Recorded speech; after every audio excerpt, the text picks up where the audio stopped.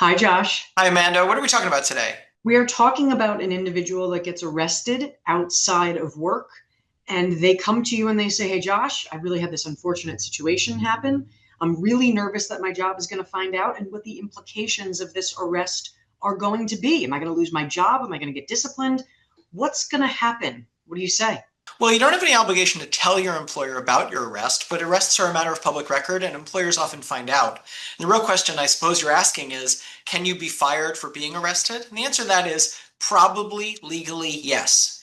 Being arrested is not a protected status under our law, and it's not protected conduct like asking for a reasonable accommodation or complaining about something illegal.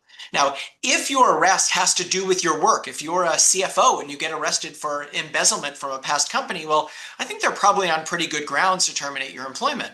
If your arrest has nothing to do with your work, let's say a DUI on the weekend off hours, and your employer terminates you anyway, well, then you want to look at, could this be a cover for something? Could this be an instance of discrimination, either because someone else at your work has committed a similar infraction or is alleged to have committed a similar infraction and your employer treated them differently, or because we know that there can be disparate impact in termination of employees because of their arrest.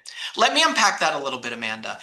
If an employer is terminating one employee for an arrest of a specific kind, but not terminating another employee for an arrest of that same kind, and those two employees are in different protected categories, imagine one is white and one is a person of color, or one is older and one is younger, or one is disabled or one isn't, then that might give rise to a discrimination claim.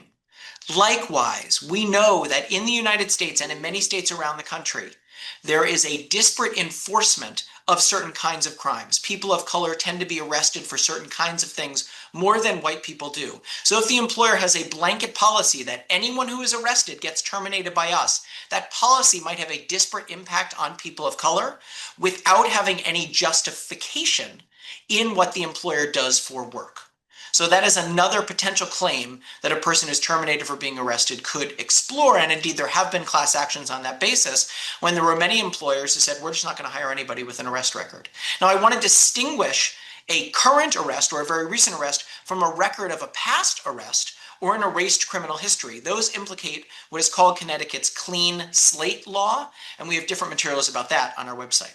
Josh, another question we get on this very topic is whether or not an employee should proactively speak to their employer about a recent arrest. Should I go to work and say, hey, this happened over the weekend, or should I hold it quite tight to the chest and hope that they don't find out? What do you think best practices are in that situation, knowing, of course, that employees in Connecticut don't have an obligation to tell their employees, but what should they do by matter of course? That's really going to depend on the facts, Amanda. It's going to depend on how serious the crime was, whether you're arrested and are going to be held on bail, what your criminal defense lawyer thinks the odds of the defense are, and most importantly, I think whether your employer is going to find out about it anyway. If they are, probably best to tell your employer out of your own mouth than to let them hear it from somebody else. But again, that's really going to depend on the facts. So much of this is fact specific, like a lot of the other videos that we have done. Also, one other thing for Connecticut employees to think about is whether or not they have an employment contract that governs the terms of their employment. There's very likely a cause definition there relative to termination. And you'll want to inquire with an employment lawyer whether or not an arrest is reason for cause or not. So just another thing to think about if you're in this unfortunate situation. Josh, thank you so much for the information, and thank you all for watching. Take care.